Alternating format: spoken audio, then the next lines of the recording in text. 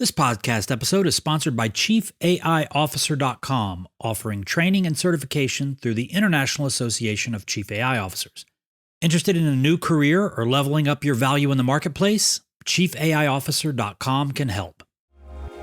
The following is an interview with Jonathan Mast, generative AI expert and owner of a thriving Facebook community with over 287,000 members, all focused on using AI to save time, amplify skills, and create new opportunities. We discuss why AI is a game changer, especially for seasoned professionals. And Jonathan shares his insights on how prompting frameworks and iterative collaboration with AI can unlock incredible productivity. Welcome to Using AI at Work. I'm your host, Chris Daigle. Each week, we'll be learning how today's business owners, entrepreneurs, and ambitious professionals are getting more done with smart use of tomorrow's tech. Let's get started.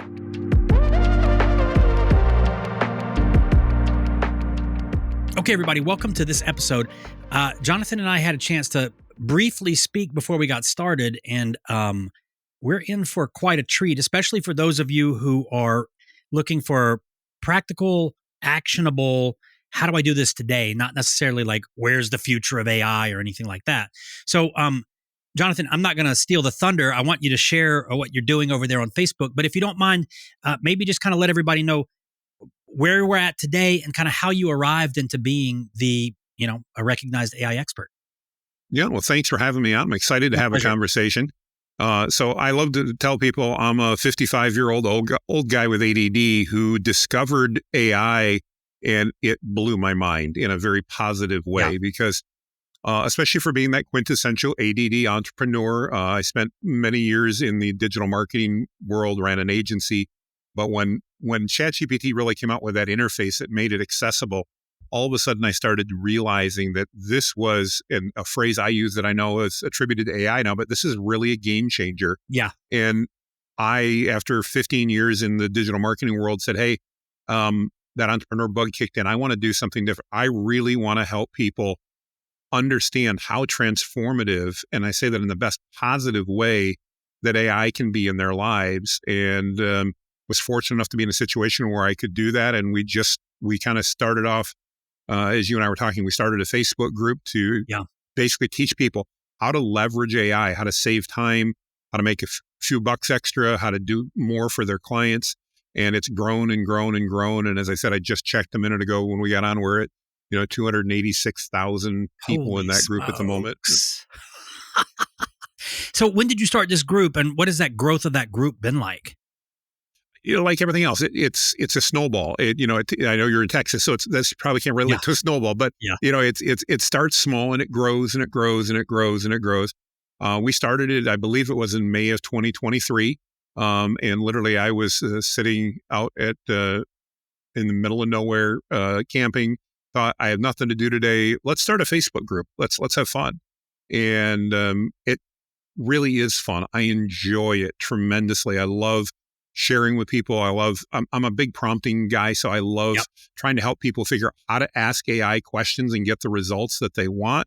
And it started to grow slowly. By August, we might have been at a couple thousand people, and I was really happy with that. Sure. By January of this year, I remember I was speaking actually in Dallas, of all places, and we hit 40,000 in January. And I'm like, yes, this is amazing. Yeah. And we just passed 275,000 last week. So that's quite an accomplishment. And for those of you who are listening to the audio, I encourage you to jump on YouTube to see this big, beautiful beard that Jonathan has. It's an amazing beard. So what you've obviously had the opportunity since May of launching this group to see the growth path for a lot of people, right? That have come into your group. Yeah. Like, what is AI, to the point now? I imagine that a lot of them have stuck around to contribute their learnings and that sort of thing to help others. What's been some of the surprising, insights that you've gotten from watching so many people from their first exposure to generative AI all the way to where they are now? Surprising and rewarding. I don't know if I'll answer it the right way, Chris, but to me, the most rewarding part has been seeing people come in that are skeptical, that are not sure. And there's still a lot of people like that, and that's okay. I mean, we're definitely not too late for AI. but seeing it literally transform their lives and their families' lives in positive ways, because it can help us get more time. And let's face it, I don't know many people, don't run into many people that have more time than they do things to do. And when we can figure out, okay, if I could find, I was talking about, let's shoot for 30 minutes a day. What would an extra 30 minutes that you had nothing scheduled today? Maybe it just means you put your feet up. Maybe it means you take an extra cup of coffee, or maybe you get to hang out with your kids, or in my case, my grandkids. Whatever case it is, it makes for a better life. And that's been just amazing to watch. And it's been fun in the community to watch people grow, because it isn't just me anymore. It is literally hundreds of other people that have joined in and done that and are now adding value on a regular basis. It's incredible. I can't even imagine what that must be like to go from, hey, I got this idea, to, oh my gosh, what'd you say? We just passed 287,000 right before this? Yeah, just before getting on the call. People today. It's incredible. So obviously, folks, if you're not familiar with this group, it's called AI Prompts for Entrepreneurs. It's on Facebook. I think by the end of this episode, you're going to know that you want more of what Jonathan's offering. Just personal curiosity, what are some of the successes that you've seen from people having in your group, like some that stand out for you? Overall, I think one of the biggest is, there are a lot of us in the entrepreneurial world that have either been diagnosed or believe we have, or at least act like we have ADD. And that ability to really hyper-focus, but not for a long period of time, and to inevitably get sidetracked very easily. It seems to be every mastermind I'm in full of entrepreneurs and business owners, regardless of whether they're small solopreneurs or running multi-million-dollar companies. There's always that visionary entrepreneur in there. And those people in particular, I've seen just some amazing results with, because again, it allows things to happen faster. I'm a big fan, Chris, of speed to implementation. I've always believed that long before AI. Money and success loves speed, and not always perfection, but speed. And AI just allows us to amplify that and do that better. Now, that means sometimes I fail faster, and that's okay, because if I fail faster, then I can move on to something else. And what I've noticed, and what so many people that I run in circles with noticed, is that we used to have this long list of ideas of things we were going to get to, as maybe we're going to get to it over Christmas break or Thanksgiving break or summer break or whenever. And that list kind of over the years kept growing and growing. And we got a few things checked off it. But for the most part, if we didn't do it, it didn't get done. And AI is really, I've seen it so dramatically impact people's lives, because I can have an idea now and I can execute on it in the next 10 to 20 minutes. And then I can decide what to do with it from there, versus, I'd like to do something, but I don't have 3 hours or 3 days to do that. So I'll put it on my list. And then, of course, if you're like most of us, that list gets way too long and you never get to anything on the list. This is a perfect application of a quote that I heard recently. The guy was saying, I tell my kids, if I ask them to do something, do it right away, because if you do it right away, there's a 0% chance you'll forget. If you wait, there's a greater than 0% chance, right? And this now gives, with all the ideas that the visionary entrepreneur has, the ADD entrepreneur has, for them, there's no excuse for waiting. I mean, I do it regularly. They can get the bulk of what they need to fulfill that idea immediately, instantly. Yes, exactly. Yeah. I mean, whether it's, I should write an article about this, or I need to talk about this, or it's an idea that I have, I can at least get started on that and get it to the point of determining, is it worth continuing? And so often that's that hard part. And so, that's been without a doubt the biggest transformation that I've seen. I'm experiencing it myself perfectly. That's fantastic. So listen, man, I know a lot of entrepreneurs. I don't know 287,000 of them. Has the avatar of that group stayed consistent to entrepreneurs, or what are you noticing? Yes, but it's not exclusively that. We run into, I've got a lot of what I would call intrapreneurs as well. I've got a lot of team leads that are joining in, managerial folk. And candidly, probably the parts that surprised me the most is the number of retired business people that are in the group. I mean, that has been something I never anticipated and has grown. And it's really cool. I believe in my core that AI amplifies skill and experience. And so probably for the first time in history, we have a brand new technology that actually benefits us when we're older. So old guys like me, that I'm in my 50s, this is great because I've got skill and experience I can amplify. And my 20-year-old and 30-year-old kids, they're into AI, but not nearly like but part of it, I'm convinced, is because they don't have the skill and experience. They're still learning. They're gaining that experience. Nothing taken away from them, but technology has always been for the young generation. Yep. AI, I feel, for the first time is empowering, like I said, even retirees. I just got off a group call that we did. We had 4 people on that call that were over 75 years old. Wow. And they're excited and they're learning and they're incredibly wise and experienced, and they're using AI to now reach out and help other people in the midst of their retirement. And that's been really cool to see. So I've got some ideas to share on that as well. But why do you think that somebody with more experience is getting more value from the models? It kind of goes back to the simplicity of garbage in, garbage out. And AI models are not sentient, as you and I both know. So it's a great tool. And that means we have to pick it up and we can use it. And it's like a hammer in the hands of a carpenter. If I pick up a hammer, I'm likely going to break something with it because I'm not a really good craftsman. Yeah. But if you put that hammer in the hands of a carpenter and a craftsman who knows what they're doing, they can make some amazing things with it. And I really see AI being very similar. And, if I'm not a heart surgeon or cardiologist, and if I wanted to learn about it, AI could teach me a lot. Yep. But if you were ever dumb enough to allow me to cut into your chest to do open heart surgery, one of us has really got a big problem, and it's probably both of us at that point. Yeah. Because I don't have skill and experience there. But when I have that, then it can amplify that because it allows me to do things faster. My background's in digital marketing, which happens to be a great fit for AI. Sure. So when I need to go create an email campaign, what used to take me half a day to sit down, to brainstorm, to sketch out, and then I'd have to send it to somebody to make it look good because my writing was never quite as good as I wanted it to be. I now literally in 30 minutes can probably complete an entire email campaign.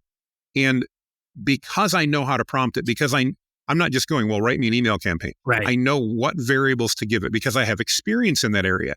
I know what things I need to tell it about. And as a result, when it gives me responses, I also can respond and carry on that conversation. You and I talked a little bit about that pre-call today. A big thing for me is convincing people that it's not about one prompt and, oh, that wasn't really good. It's that conversation that you have with AI. So it's an initial prompt and then it's back and forth. It's like you and I, Chris, having a conversation. If we're working on a project and I walk up to your desk and I go, hey, here's what I want you to do. And I turn around and walk away and you go, Jonathan, I got a question for you. And I'm like, no, never mind, Chris, you got it. You're not going to be able to do as good a job because I didn't communicate with you. And AI is really the exact same thing. If we just plop something in front of it and go, fix this, we're going to likely come back and go, yeah, that didn't work so well. Yeah. I don't hear it as much, but I used to talk to people and they would say, oh, I've tried ChatGPT. It didn't work. And I was like, wait, what do you mean by that? So a couple things to unpack from that. One, I think it's very encouraging for what you just shared for people who are older that may think, because here's my experience, man. When I first heard about ChatGPT 3.5 when it came out, I thought this is going to be a huge opportunity for someone else. I'm not technical. I didn't understand that you don't need to be technical. It's actually kind of better if you're not, because you're able, it's a natural language environment. So you're able to use natural language and you're not going to over-engineer stuff. So it opens up the door for anybody who's hesitant or they think, boy, there's a huge learning curve.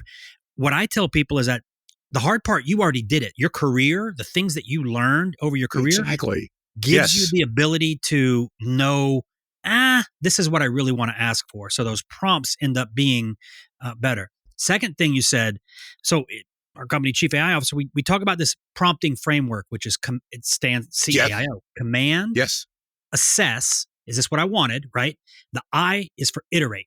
And you brought it up. You said that if I just give it one instruction and hope that output's going to be perfect, that's not how this experience is intended. It's intended for be an iterative back of, add this. What I should have said was this. So thank you for sharing that.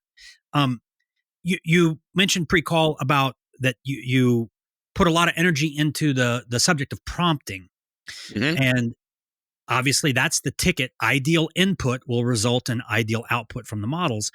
So in your case, if somebody was like, hey, I'm new to this, what would be some of the principles that you would share with them for getting that ideal output? The first thing I'm going to share with them, and I hope I don't ruffle any feathers anybody listening, but is Please. don't buy these massive lists of prompts, because while there may be a good one in there, all of them that I've bought didn't seem to have any, but that's all right. Yep, me too. The reality is, if I need to do a prompt and I now have, let's say, 300 or 400, and I saw a list of 1,500 in some prompts earlier, I can never really effectively filter through that. So putting that aside and going, okay, that's not my way to prompt. How do I do it? Then I believe a framework like you were just talking about is what really matters there, Chris. And what we teach is a very simple 4-step framework. It's tell the AI what type of expert it's supposed to be. So, I always say, imagine you're walking into the world's largest library that's as big as the state you're in. So you're in Texas. That's one honking library we're walking into.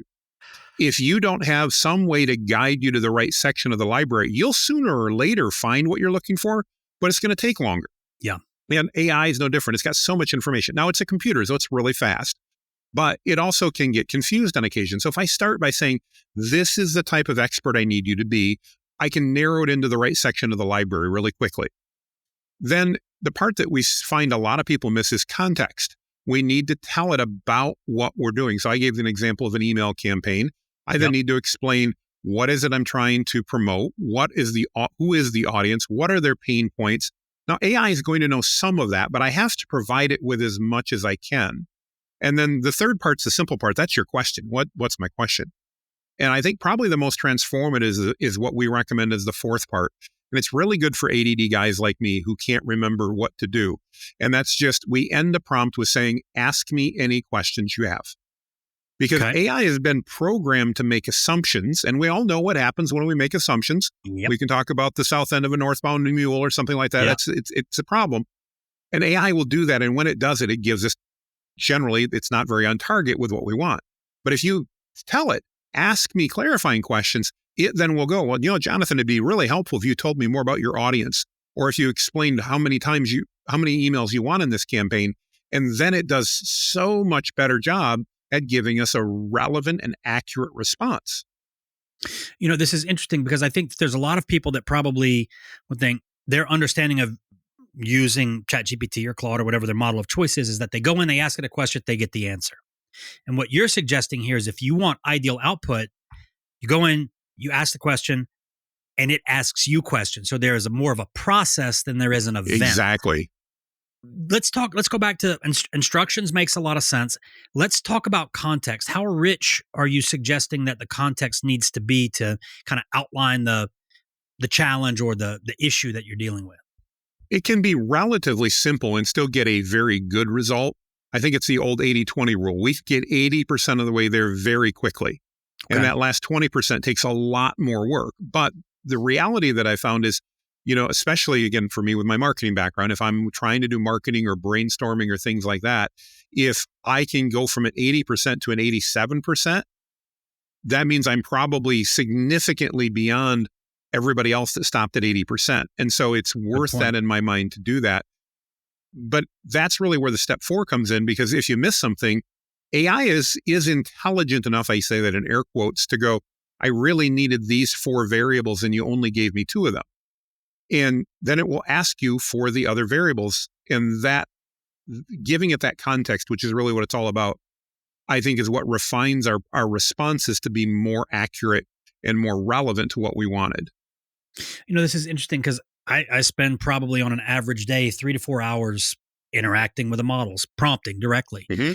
And I hate to say I'm lazy, but I don't, because I know if I ask it to ask me questions, it's going to ask me questions. It's going to ask you questions. That's the downside, yes. Here's what I'm exchanging.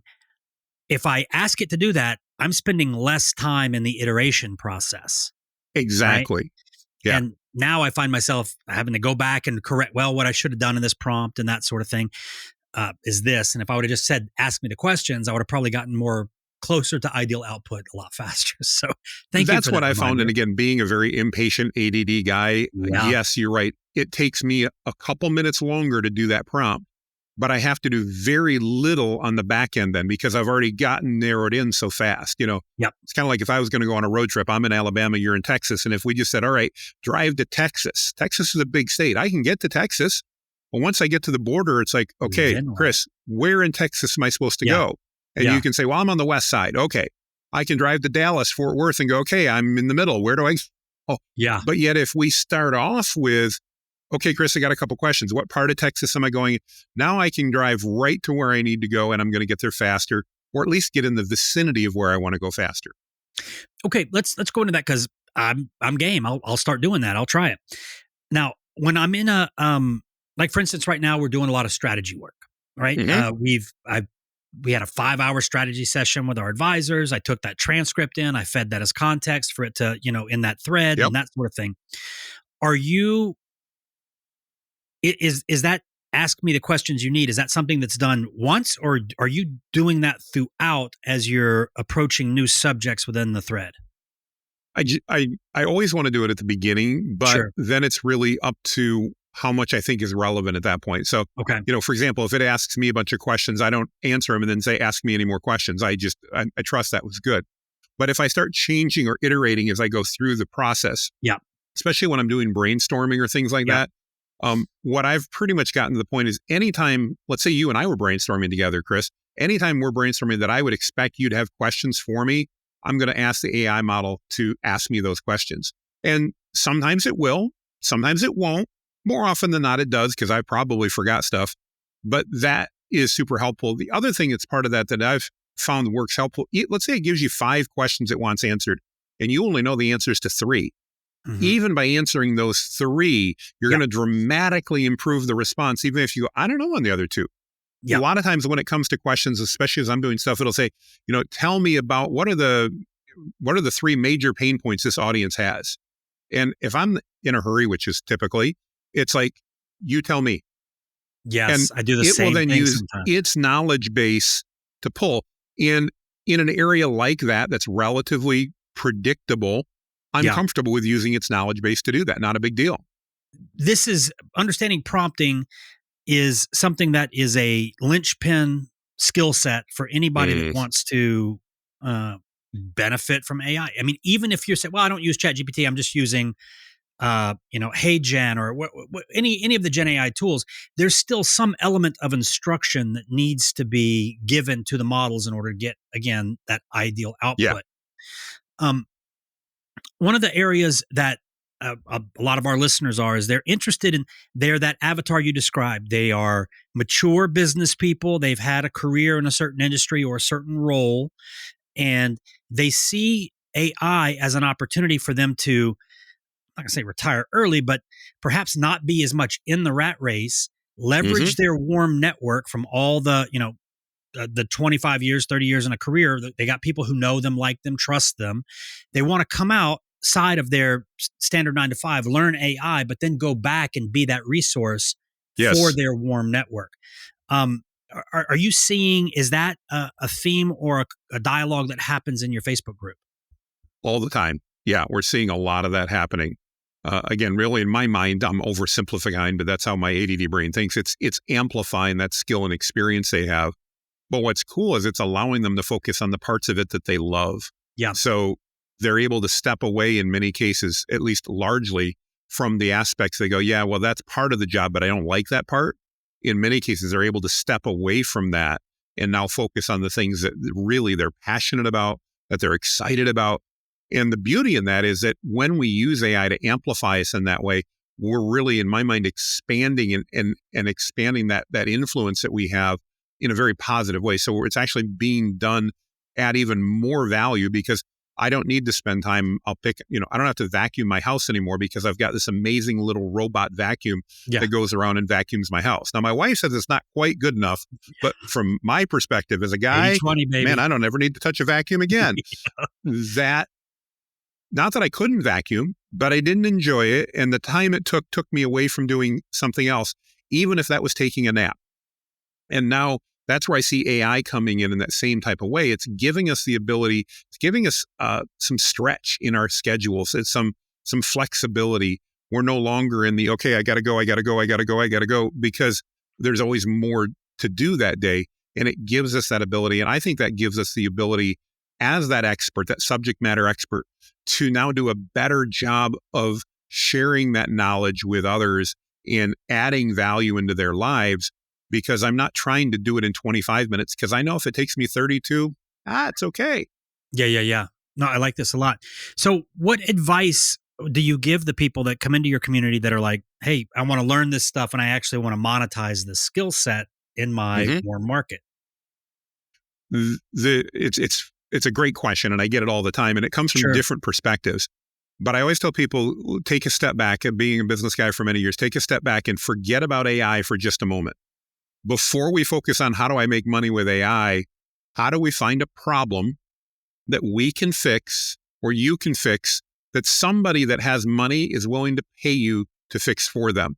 And in my world, that generally means trying to find a business, because businesses tend to have more disposable income to spend. So find a problem, something they're struggling with. Find a way that you can solve it, that they'll pay you for. Now that you have that figured out, you've identified a need that is really a need, because if they're willing to pay you money, it's a need. Sure. Now, how do we use AI? Only after we figured that out do we use AI to make that process more efficient, to make it faster, so that we can deliver more value. And I think too many people are looking at it the other way around. They're looking at, how do I use AI as my magic wand? Yeah. When AI isn't the magic wand, AI is the rocket engine we put on the car to go faster. It's not the car concept itself. Yeah. And I think that this plays into that concept of the more experienced business people. Like, they have a good idea of what the problems are already, rather than, and I tell this to businesses all the time, like, you bring in the hot shot from YouTube or whatever, they're going to say, hey, what do you want me to do? Right. Sure, they can use the tools, but they don't know anything about your business. But if you have that experience, you can go, I wonder if AI could help with, like, you already have kind of like at least the start of a thread that you can pull as far as problems to solve. So again, for those of you who are, seasoned business people, you possess a valuable contribution to AI results that you may not realize. And that is, you understand your domain, you understand your craft. Yes. And that gives you the genesis of, hey, I wish this didn't have to happen. Can AI help me? Even if it's not AI, can AI help me come up with a solution for it? Right? Yes. It's not just about AI doing the work for you. It's about AI. My buddy Jeff wrote a book called AI Driven Leader. I don't know if you've seen it, but I have actually. Yeah. So in his case, he says it's not a book about AI. It's a book about strategy that happens to use AI. So I want people to have that same. I mean, Jonathan shared that with us as well. But if you think about it that way, like, I'm trying to solve a problem. AI is a tool, not AI is the thing that I'm trying to force into everywhere I think it can fit. Right. Yeah.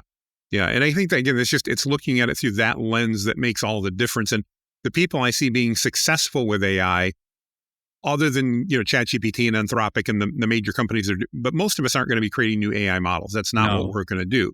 So outside of that, the people that I see being successful is, again, they're finding a need, they're filling it, and they're then leveraging AI to fill that better. If you're enjoying this episode and want to learn more about how to start using AI at work, we've made it easy for you. For just $1, you can have full access to the Chief AI Officer community, which will give you additional training, custom software, daily training calls on AI tools, using AI automations, getting more from your ChatGPT sessions, and the business of being an AI consultant. Simply go to chiefaiofficer.com/insiders to accelerate your AI journey. Now, back to the episode. So that's a point of distinction I want everybody listening to really, like, let that land with you, because if you look at it that way, it's not like you don't have to make some big pivot. Oh man, I spent my career doing this. Now I have to learn AI. No, you just need to learn how to leverage it as that assistant in you doing what you're already doing or already know how to do. So great distinction there. For those business people who are out there and they want to be the either the entrepreneur or the intrapreneur, how do you? I mean, there's going to be some skepticism, I would imagine, if you're an entrepreneur. You've probably brought some ideas to your wife and she's been like, what the hell are you talking about? Right. Oh, yeah. How would you suggest that they introduce this, because they're not an expert yet, but they see an opportunity, but that they introduce this into the narrative that they're going to bring to the boss or bring to the business partner or the spouse and say, hey, see, how do you suggest they open that dialogue for this perceived pivot in their career? Well, I think it's like anything in business. We need to focus on, as one of, I don't know if it was Zig Ziglar and somebody else I listened to years ago. I'm an old guy, so it was a long time ago. But he talked about the radio station when we actually had those, called WIIFM. What's in it for me? And that doesn't mean what's in it for me personally, but if I'm talking to my wife, what's in it for my wife? If I'm talking to my boss, what's in it for my boss? We need to present those ideas in a manner of the value that that decision is going to bring to them. So if I'm really excited about leveraging AI in my career, chances are if I talk to my boss or my wife and I go all geeked out about how excited I am about AI, their eyes are going to glaze over. They're going to, yeah, whatever. And they're not going to pay attention. Yeah. But if I could come to my boss and I could say, hey, I believe I've found a way with some training that I could add an extra 5 workable hours to my week. Would you allow me to pursue it and find out if I'm right? Because if I am, that means I've got more time to do what I'm already falling short on and maybe get caught up or spend more time on it. Most bosses, in my opinion, at that point are going to go, sure, that sounds great. Then they might go, what is it? But don't sell them on the AI. Some bosses may love it, some may not. Sell them on the value to them. That's important advice for sure. So in your I guess your AI deliverables, do you do services for companies? Do you primarily focus on helping individuals upskill? What is a week in the life of Jonathan as far as AI business look like? Well, let me start by saying I'm incredibly blessed to get to do things that I love to do. And for me, that means I spend most of my time working with business leaders. And I'll say, because sometimes it's a solopreneur. Other times it's, somebody that's in middle management, but business leaders, in helping them figure out how to bring AI into their organization. We don't do a lot of delivery stuff. So in other words, we're not delivering services, AI services, but we're helping them do that. A good example would be a client I worked with earlier today.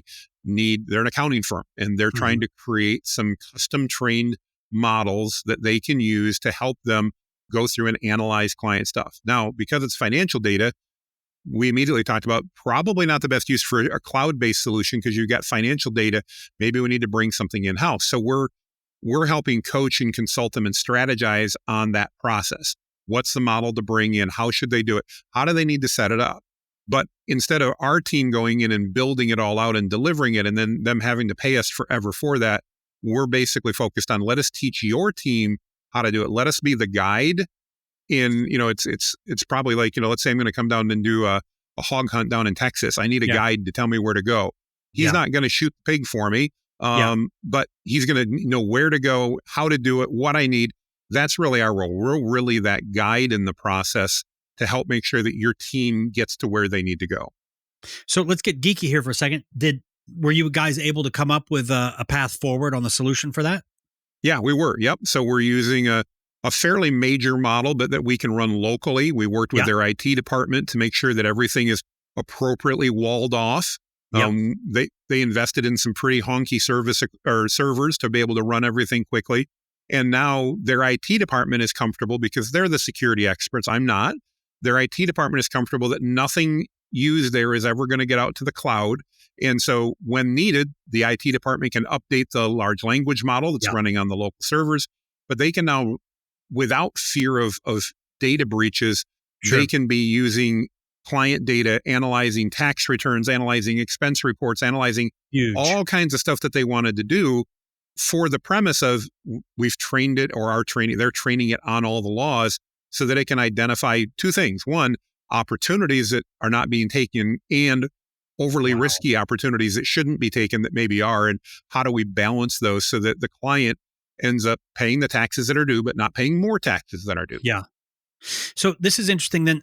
Did you guys, obviously you baselined, I guess, like this is how many human hours are required to execute task A. Here's the forecast when it's AI enabled process.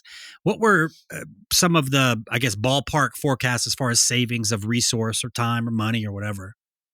In this case, for the accounting firm, they're estimating that they're going to probably, on the tasks that it's doing, so that analysis and stuff like that, we're going to be able to do it. And the goal that we set was half the time.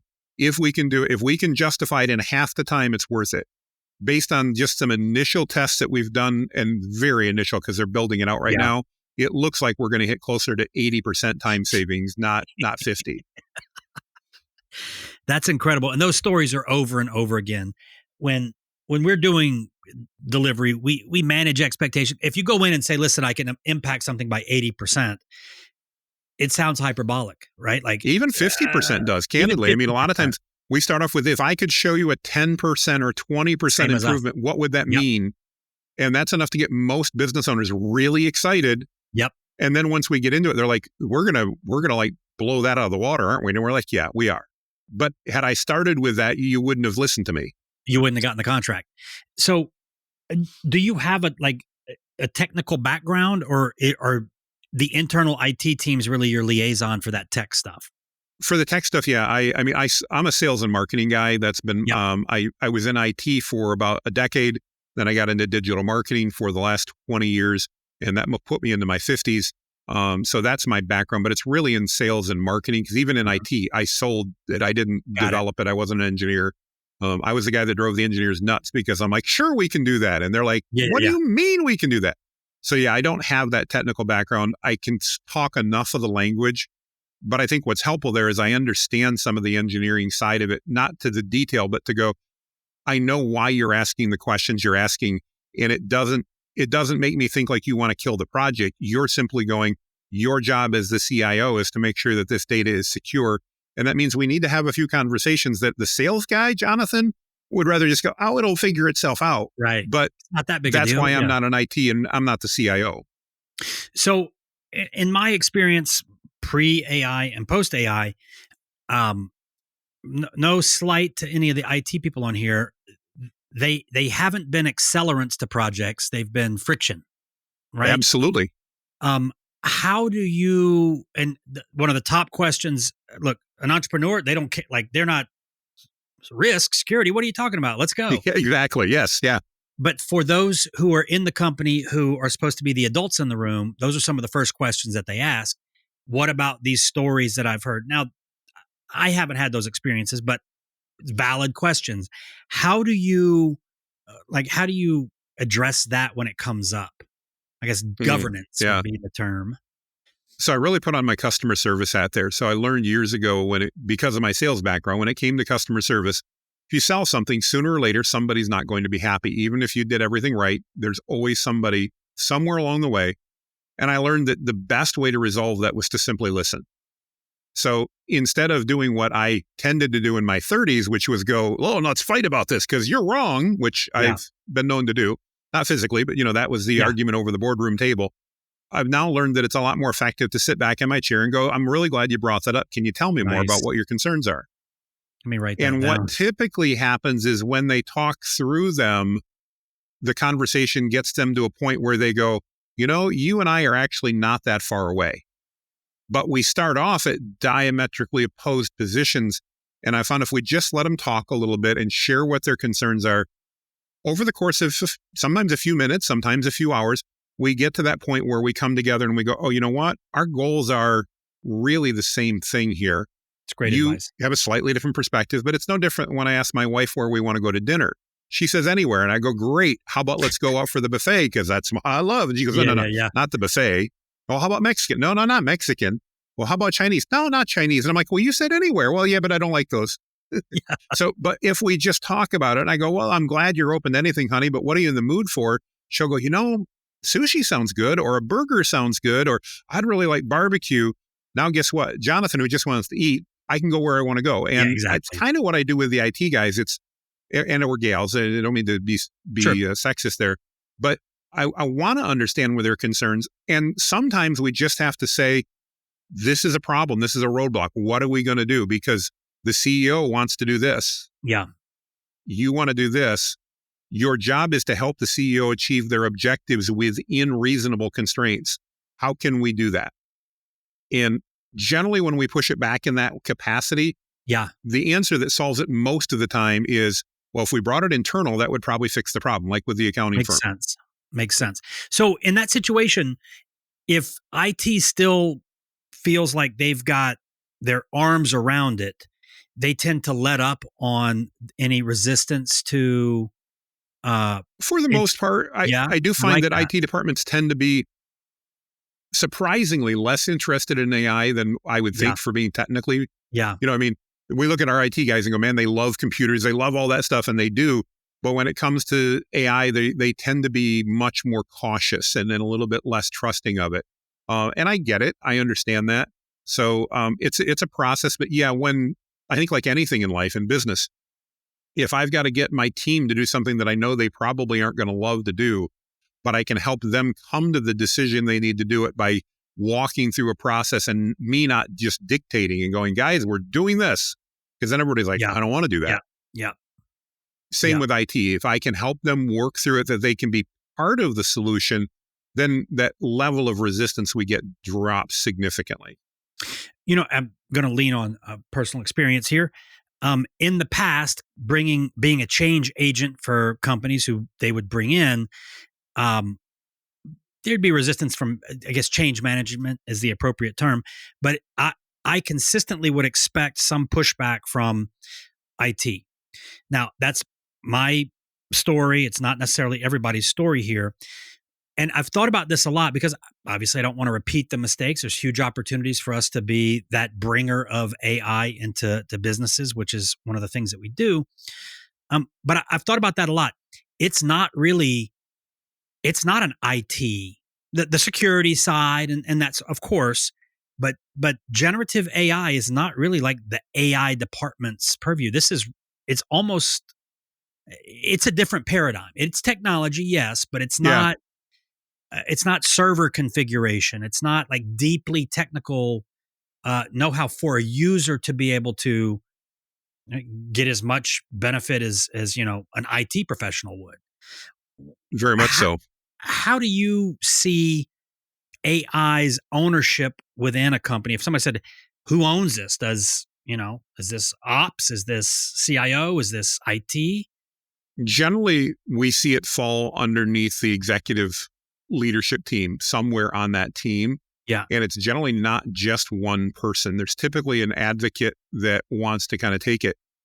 Almost always, especially in a large organization, the CIO and the IT department are part of that. They have oversight, but they don't have control. And, I was just talking with a gentleman in one of my courses I was just doing, and he works for a large multinational drug company.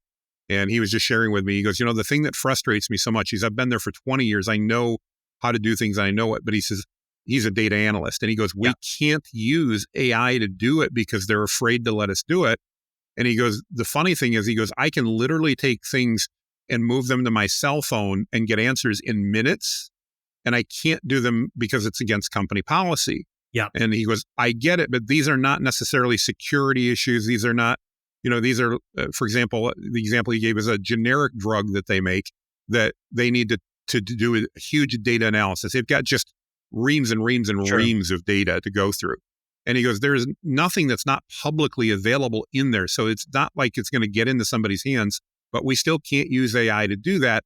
Even if we understand that you need to validate the results, we could get to those results, or at least within that. I grew up out in the country, so we used to talk about bushel baskets. You can get within a bushel basket of it really easily. That's just not an option that exists. And I think, ironically, that's what I think Chris brings an opportunity to smaller and mid-sized businesses. Agreed. And I've spent a lot of my time there because they're able to be more nimble and to go, okay, this is not an unreasonable risk that we're taking. There may be a risk, but it's very, very manageable. And as a result, we're going to go there. And I think we're going to see that, as with so much technology, the large corporate conglomerates are going to be probably the last to really fully implement them, because the executives are still doing it because they're going to be pulling out they don't care. They're going to do what they want. Nothing against them. But, I remember being a C-level exec in a previous life, and I did what I wanted to do. I mean, I had a job to do and I wanted to get it done. And it was easier to apologize than it was to ask for permission. But that's not where you get your biggest productivity gains. Your biggest productivity gains come by rolling these solutions out to the team. And when the team can do that, the example I always use is, let's say you are a small business. You've only got a team of 5 people. But if you could save every person on your team a half hour a day, that every month is adding another entire person week to your team. Now imagine that if you've got thousands of employees, what that could look like. So that's really where the amplification really comes through. But again, that large multinational corporation, they're probably not going to go there anytime soon. And that's just the reality. They'll get there, but it's going to be a long time down the road. One of the referencing the difference between working with SMBs and working with larger companies is, look, man, we use the heck out of Fathom is our preferred, great tool, right? Fathom's everywhere. We talk about it when we go to present to companies about tools, because productivity is like, that's a universal, like, I understand what that means. I get more done with less effort. Exactly. So we start there, and we have people push back, and they're like, man, legal won't let us use Fathom because of things like discovery. Yeah. I was like, I don't have that concern, so I hadn't really thought about that. But it's going to be things like that are erring on the side of caution, that are going to allow these smaller companies with 5 employees to punch way above their weight when it comes to competing with much larger industries that have, longevity behind them. They have talent behind them. They have financial resources. But now you can get somebody, if they know how to use the models. I don't know about you, but I do the work of many more people than just Chris, for sure. Oh, because ditto. I know how to use the tools. Yeah. So what are some of the areas when in an SMB environment? There's a couple questions I've got. When that security issue comes up, how do you address it in that environment where it's not necessarily like an IT thing, but they have this idea that, if I put a spreadsheet in there, anybody can look up that spreadsheet. Now, my understanding is it's possible it could be used for training data, but your spreadsheet's got 1,000 rows on it. This has got 34 billion parameters in there. Like, it's going to be diluted. So I don't see it as much of a risk, but what's your thoughts on that? So a couple thoughts. One, we have to decide, can we trust the companies or not trust the companies? Yes. And that's a tough one because, I can't promise you Google knows far more about Jonathan Mast than I want Google to probably know about me. Yeah. But I do a lot of it for convenience because it's convenient to do that. There's, as we know, billions and billions of dollars being spent by some very heavyweight players because let's face it, normal guys like you and I don't have those billions to put into this. Just to train it. Yeah. They're looking very seriously at what's happening with that data. And while the companies want that data, absolutely, and they want to use it for training purposes, and they may be doing that, the risk isn't that they're going to be training it on my income tax return that I'm not going to upload. But if I did, I'm not worried about being trained on that data because guess what? That's any government agency that wants it can get that anyway. It's not a big deal. The issue in my mind is accepting that it may look at some aspects of that and train on it. You're not going to be able to go in and go, I wonder if Jonathan uploaded his 2024 tax return. Can I find that? You'll never be able to get that piece of data. When I upload my sales numbers every month, which I do and go through data analysis with, no one's ever going to be able to do that outside of those companies. I'm not worried about that. I mean, never is probably the wrong word. I mean, the Department of Defense can be hacked. So in theory, but let's face it, if they do that, they're not looking for my stuff. That's just the reality. So I think that's the first step. The second step is to say, if that's the case, it's a risk reward ratio. Yeah. There is a risk by me using AI and uploading the data, but the reward is incredible. Yep. And like everything else in business, there's a risk and a reward. I mean, if I pull out to go to the grocery store tonight, there's a risk and a reward. The reward is I'm going to have food in the pantry. The risk is I get hit on the way and die. Yeah. That doesn't stop me from going to the grocery store because the risk can be mitigated. And I think the same thing holds true with AI. The problem is it's so new right now. And there's enough people that love the fearmonger drums that are beating them hard that it's going to be a little bit longer. It's the middle of the winter and it's snowy outside and I still have rice. So I'm not going to go to the grocery store. I can go to the grocery store, even if I'm afraid of slipping and falling, because that risk is pretty minor in the big picture if I'm careful. And I think that same thing applies with AI usage. So, I usually withhold forecasts beyond, I don't know, what I know is happening with certain tools that we're using or things that I'm hearing. And there's a lot of noise out there, not as much signal. But one of the terms that, man, I guess earlier in the year, our chief AI officer was talking about agents. And my understanding of agents at the time was autonomous agents. Hey, I can Mm-hmm. give it something and it figures out all the next steps. Right. We're not there, but agency is like people are using that term very liberally across a lot of Oh, yeah. applications. Yeah. The promise of agents that it does a discrete task without a whole lot of input once it's been configured, programmed, set up to do that task, that's promising. What's your thoughts on that for 2025 in particular? I think I'm going to take a little step back from the word agents, and I'm going to talk about, if it's okay, automation. I think Yep. what we're going to see a lot of in 2025 is tying together tools like Make and Zapier and Yep. things like that with AI applications so that I can have AI do something for me. I can then take that result and I can move it to another app or another process or even another AI engine or process Yep. that then does something, and I can move it back and forth. So that's how I personally view that, and what I think we're going to Agreed. see some major changes on. I'm already seeing just lots and lots of people asking about, okay, I can now do this and I can do this and this. How do I automate that? How do I make that less time consuming? We even see it with some of the simple digital marketing agencies that we work with based on my background. The ability when we're creating content to create a core piece of content, such as a blog post. Sure. And then, no, we need to create social media posts off of that. And we need to create a video script off of that to have that blog post taken as it's created and automatically sending it to ChatGPT or to whatever model to write the social media posts and to write the video script. And the neat thing is with automation, that's entirely possible. Yeah. In fact, we've got clients doing that right now. I think in 2025, that's going to be the big difference. I know a lot of people talk about those autonomous agents. I just saw an article that a peer of mine posted about an autonomous agents files an LLC with no interaction. Well, I'm going to call BS on that because somebody had to tell it what Set to it do up. to Yep. start. If Yep. you didn't start it, it couldn't get there. Somebody had to program it with the steps in order to do it. So yes, it may have been an automation that when I said, I need you to go file an LLC in the state of X for the following information, did it carry all those steps out? Sure. That's to me, that's totally plausible.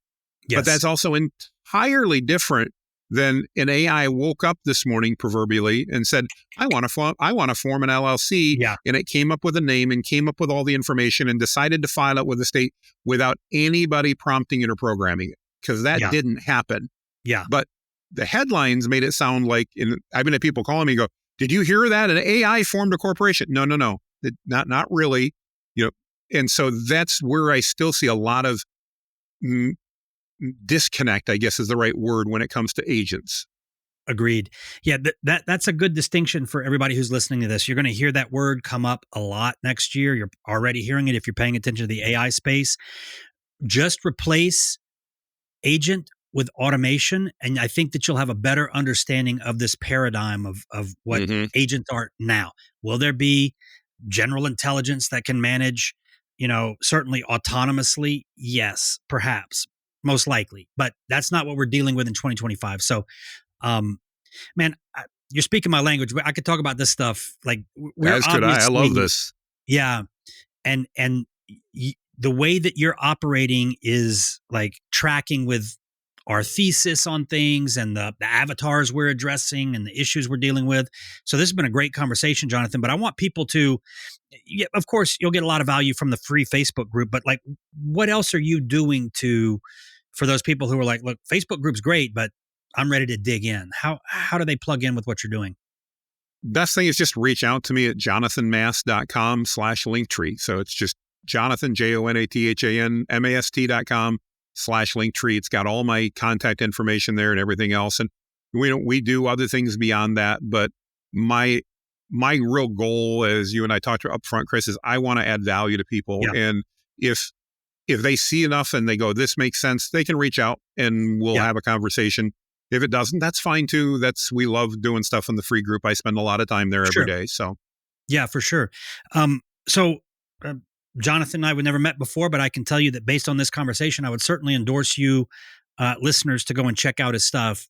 The perspectives that he shared, again, they're tracking with the way that we see things, as far as not trying to be too grandiose about promises related to AI, being considerate about the approach when it comes to other people's fears and concerns. Because look, man, those are legit. People that don't understand things, don't understand the nature of or capabilities or limitations of the technology, can certainly, this can seem a little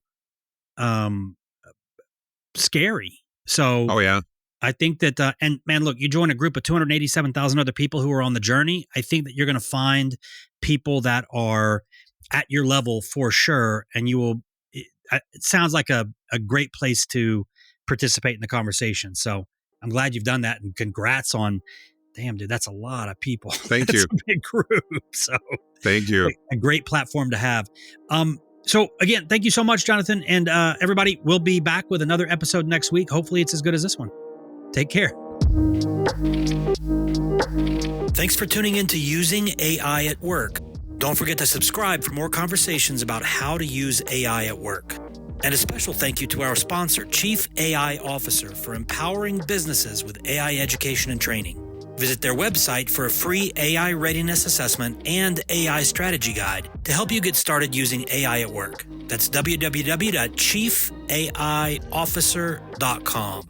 Special thanks to our producer, Evan DeSaulnier, for making this episode possible. Follow us on Twitter at the handle Using AI at Work, and visit www.usingaiatwork.com for free resources to help you harness AI in your role.